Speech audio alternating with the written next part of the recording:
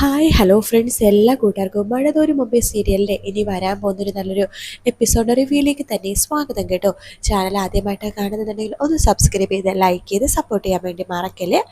അങ്ങനെ അലീനയാണെന്നുണ്ടെങ്കിൽ രാവിലെ തന്നെ ഒരു ഗ്ലാസ് ചായ നമ്മുടെ പൗലോസ് ചേട്ടന് കൊടുക്കുമ്പോൾ എനിക്കൊന്നും വേണ്ട ചായ, എനിക്ക് സ്വന്തമായിട്ട് ചായ ഉണ്ടാക്കി കുടിക്കുമ്പോഴേ ആ ഒരു തൃപ്തി വരത്തുള്ളൂ എന്ന് പറഞ്ഞിട്ട് വീണ്ടും പാലെടുത്ത് തിളപ്പിക്കാൻ വേണ്ടി പോകുമ്പോൾ നമ്മുടെ അലീനയാണെങ്കിൽ ഗ്യാസ് ഓഫ് ചെയ്യാട്ടോ.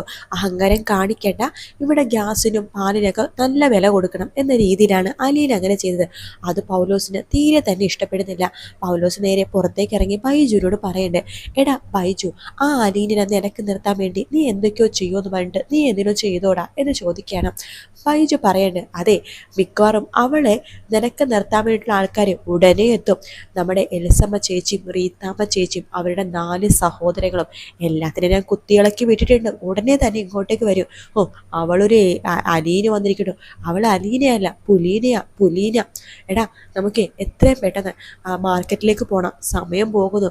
അവളെ ഇവിടെ എന്താ ചെയ്യാൻ പോണത് എനിക്കൊന്ന് കാണണമല്ലോ എന്നിങ്ങനെ പറയാണ്.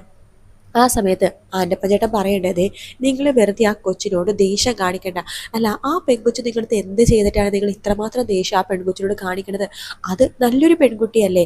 പൗലോസേട്ടൻ പണവും പൗലോസ് പറയട്ടെ, ആൻ്റപ്പൻ ചേട്ടന് അങ്ങനെയൊക്കെ തോന്നും, പക്ഷെ ഞങ്ങൾക്ക് അങ്ങനെ തോന്നിട്ടില്ല. അവൾ അഹങ്കാരി. എവിടെന്നോ ഉണ്ടായൊരു സന്തതി മകളാന്ന് പറഞ്ഞ് കൊണ്ടുവന്നു നമ്മുടെ ബോസ്. അവളാണെന്നുണ്ടെങ്കിലോ അഹങ്കാരത്തിന് കയ്യും കാലും വെച്ചവള്. ഇത്രയും നാൾ അനാഥാലയത്തിനല്ലേ കിടന്നത്. അതിൻ്റെ ആ ഒരു ചെറ്റ സ്വഭാവം അവള് കാണിക്കുന്നുണ്ട്. കുടുംബത്തിൽ ശരിക്കും ജനിച്ച് വളർന്നിട്ടില്ലല്ലോ, അവള് ജനിച്ചു എന്നല്ലാണ്ട് വളർന്നിട്ടില്ലല്ലോ. ആ സ്വഭാവദൂഷ്യം അവളീ കാണിക്കണത്. ഓ, ഒന്ന് പതുക്കെ പറ പൗലോസേ, ആ കൊച്ചും സാമൊന്നും കേൾക്കണ്ട.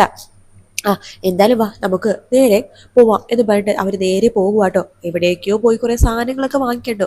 1 മാസത്തേക്കുള്ള സാധനങ്ങൾ ഒരുമിച്ച് വാങ്ങിക്കോട്ടോ.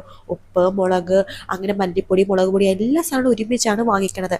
അങ്ങനെ തിരിച്ചു വരുമ്പോഴേക്കും അലീനെ കാത്തിരിക്കുകയാണ് ഇവർ എല്ലാ സാധനങ്ങളും ഒരുമിച്ച് വരുന്നത് കൊണ്ടുവരാൻ, അത് എന്തൊക്കെയുണ്ടെന്ന് അറിയാനായിട്ട്. അവിടേക്ക് നമ്മുടെ വല്യപ്പച്ചൻ വരുന്നുണ്ട്. എന്താ മോളെ, നീ ആരെയായി കാത്തിരിക്കണത്? അതെ, നമ്മുടെ പൗലോസേട്ടനും കൂട്ടരും കൂടിയിട്ട് ഇത് മാർക്കറ്റിൽ പോയിട്ടുണ്ട് സാധനങ്ങൾ മേടിക്കാനായിട്ട്. അതെ, 1 മാസത്തേക്കുള്ള സാധനങ്ങളെ ഒരുമിച്ച് വാങ്ങിച്ചു വെക്കും. അതാ ഇവിടുത്തെ ഒരു രീതി.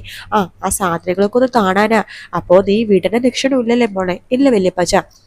ഒരു പാക്കറ്റ് ഉപ്പാണെങ്കിലും അത് കൂടുതലാണെങ്കിലും ചോദിക്കണമല്ലോ. പൗലോസേട്ടൻ ഇപ്പം ഇവിടെ ഇത്രയും നാളായിട്ട് നിൽക്കുന്ന ഒരാളല്ലേ. അപ്പോൾ ആ കാര്യങ്ങളൊക്കെ എനിക്ക് ചോദിച്ചേ പറ്റൂ. അതുകൊണ്ട് അവര് വന്നിട്ട് കണക്കും കാര്യങ്ങളും നോക്കിയിട്ടേ ഞാൻ പൗലോസേട്ടനെ അകത്തേക്ക് വിടുള്ളൂ എന്ന് പറഞ്ഞിട്ട് അലീന അവിടെ നിൽക്കുവാട്ടോ. അങ്ങനെ പൗലോസും ആൻ്റപ്പൻ ചേട്ടനും ബൈജു കൂടി തിരിച്ചു വരുന്നുണ്ട്. അലീന നോക്കുമ്പോൾ ഒരു ചാക്ക് കണക്കിന് സാധനങ്ങളായിട്ട് 1 മാസത്തേക്ക് കൊണ്ടുവന്നിരിക്കുന്നത്. അത് ഒരു കടയേക്കുള്ള സാധനങ്ങളാണ്.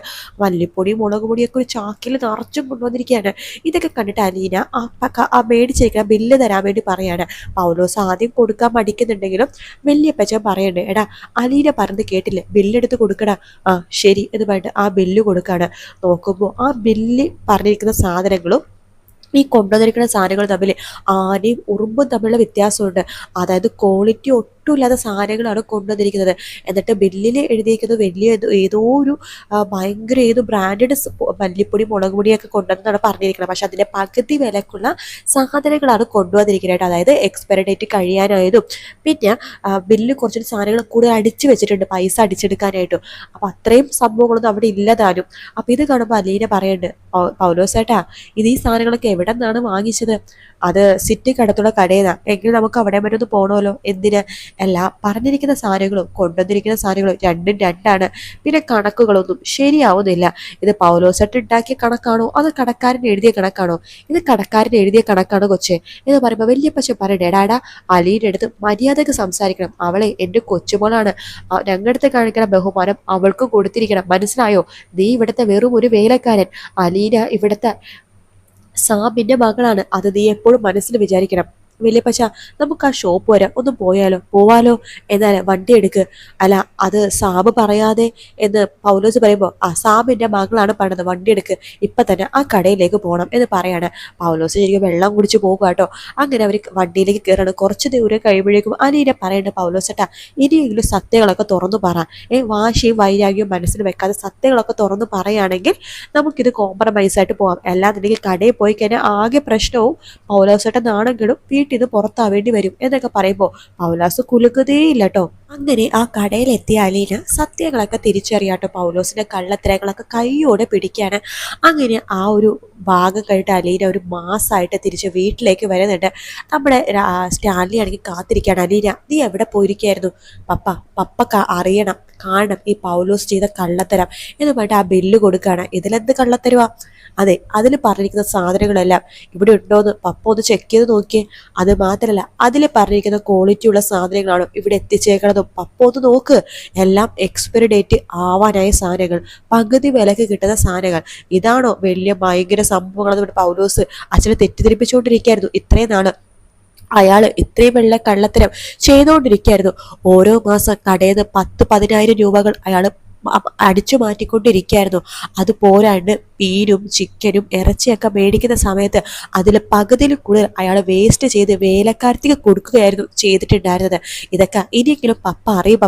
പപ്പ അധ്വാനിച്ചുണ്ടാക്കിയ പണം, അല്ലെങ്കിൽ പപ്പയുടെ പപ്പ അതായത് വല്യപ്പച്ചൻ്റെ പാരമ്പര്യമായിട്ടുള്ള പപ്പ, അതുപോലെ തന്നെ കുടുംബക്കാർ, അതുപോലെ തന്നെ കാരണവന്മാരൊക്കെ ഉണ്ടാക്കി വന്ന സ്വത്തുക്കളും പൈസയാണ് ഇവിടെ നിന്ന് പൗലോസ് നശിപ്പിച്ചുകൊണ്ടിരുന്നത്. പപ്പ ഒന്ന് ആലോചിച്ച് നോക്ക് എന്ന് പറയാണ്. അത് കേൾക്കുമ്പോഴേക്കും ശരിക്കും പറഞ്ഞാൽ സ്റ്റാൻലിക്ക് ദേഷ്യം വരുന്നുണ്ട്. തന്നെ ഒരു കോമാളിയാക്കുമായിരുന്നല്ലോ, തന്നെ പറ്റിക്കപ്പെടുമായിരുന്നല്ലോ താൻ എന്ന് ആലോചിച്ചിട്ട്. ഇത് കേൾക്കുന്ന സ്റ്റാൻലി പിന്നെ ഒന്നും മിണ്ടുന്നില്ല. പൗലോസ് ഔട്ട്, ഗെറ്റ് ഔട്ട്, ഇവിടെ നിന്ന് 1 രൂപ പോലും എടുക്കരുത്, ഗെറ്റ് ഔട്ട്, ഒരു സാധനം എടുക്കാൻ നീ ഇവിടെ നിന്ന് പൊയ്ക്കോ. അയ്യോ സാബ്, ഈ പ്രാവശ്യത്തേക്ക് എന്നോട് ക്ഷമിക്കണം, വേണ്ട, ഇനി എന്നോട് ഒന്നും പറയണ്ട, പൊയ്ക്കോ എന്ന് പറയാണ്. മേഡം എന്ന് പറഞ്ഞിട്ട് അലീൻ്റെ അടുത്ത് പറയുമ്പോൾ പപ്പ പറയണത് കേട്ടില്ലേ, പോവാൻ നോക്ക്. അല്ല, ഇവിടെ നിന്ന് ഇറങ്ങിയാലും പൗലോസേട്ടന് ഒരുപാട് ജോലി കിട്ടുമെന്നും ഒരുപാട് പേര് മാടി വിളിക്കുകയാണെന്നല്ലേ പറഞ്ഞത്, പോവാൻ നോക്ക് എന്ന് പറയാണ്. അങ്ങനെ പൗലോസ് അവിടെ നിന്ന് പടി ഇറങ്ങാട്ടോ. ബൈജുവിനോട് ചോദിക്കുന്നുണ്ടായിരുന്നില്ല, മര്യാദയ്ക്കൊന്ന് ജോലി എടുക്കാൻ പറ്റുമോ, അതോ പൗലോസേട്ടൻ്റെ കൂടെ പോകുവാണോ? അയ്യോ മേഡം, ക്ഷമിക്കണം മേഡം, ഞാനിവിടുന്ന് മര്യാദയ്ക്ക് ജോലി എടുത്തോളാം മേഡം. അങ്ങനെയായാൽ കൊള്ളാം, അതുകൊണ്ട് ബൈജു ഏട്ടന് ഒരു അവസരം കൂടി തന്നിരിക്കുന്നു എന്ന് പറയാണ്. ശേഷം വിനോദിനെ വിളിപ്പിക്കുന്നുണ്ട്. വിനോദിനോട് പറയുന്നുണ്ട്, മര്യാദയ്ക്ക് ഇവിടെ ജോലി എടുക്കാൻ പറ്റുമെങ്കിൽ ജോലി എടുക്കുക, അല്ലെങ്കിൽ പൗലോസിന്റെ അവസ്ഥ തന്നെയായിരിക്കും നിങ്ങൾക്കും എന്ന് പറയാണ്. അങ്ങനെ അവിടെ വേലക്കാരൊക്കെ ഒരുമാതിരി പിന്നെ മര്യാദയ്ക്ക് ജോലി എടുക്കുന്നുണ്ട് കേട്ടോ. പൗലോസ് ഇപ്പൊ പോയിട്ട് 2-3 ദിവസം തിരിച്ചു വരും. അയ്യോ, എന്നെ കൈവിടല്ലേ, എൻ്റെ വീട് പട്ടിണിയായി പോയേ, ഇനി ഒരിക്കലും താ തെറ്റ് ആവർത്തിക്കില്ല, ഇനി ഒരിക്കലും തെറ്റ് ചെയ്യില്ല എന്നൊക്കെ പറഞ്ഞിട്ട് അലീനയുടെ കൈയും കാലൊക്കെ പിടിച്ച് തിരിച്ചു വരുമൊക്കെ ചെയ്യും കേട്ടോ. പക്ഷെ പൗലോസിന്റെ അഹങ്കാരത്തിന് ശരിക്കും ഒരു മറുപടി കിട്ടാൻ പോണ ഭാഗമാണ് നമ്മൾ നാളത്തെ എപ്പിസോഡിൽ കാണാൻ വേണ്ടി പോകുന്നുണ്ട്. അടിപൊളി ഭാഗമാണ് നാളത്തെ എപ്പിസോഡിൽ. അങ്ങനെ അലീനയുടെ ബുദ്ധി സാമർഥ്യം, അലീനയുടെ ആ ഒരു സ്റ്റൈലൊക്കെ ശരിക്കും സ്റ്റാൻലിക്ക് ഇഷ്ടപ്പെട്ടു കേട്ടോ. അപ്പോൾ ആ ഒരു ഭാഗങ്ങളൊക്കെ കഴിയുമ്പോഴാണ് നമ്മുടെ എലിസമ്മ വരുന്ന ഭാഗം കേട്ടോ. അത് എലിസമ്മയായിട്ട് ആരാ വരുന്നത് ഞാൻ ഓൾറെഡി ഒരു വീഡിയോ ഇട്ടിട്ടുണ്ടായിരുന്നു.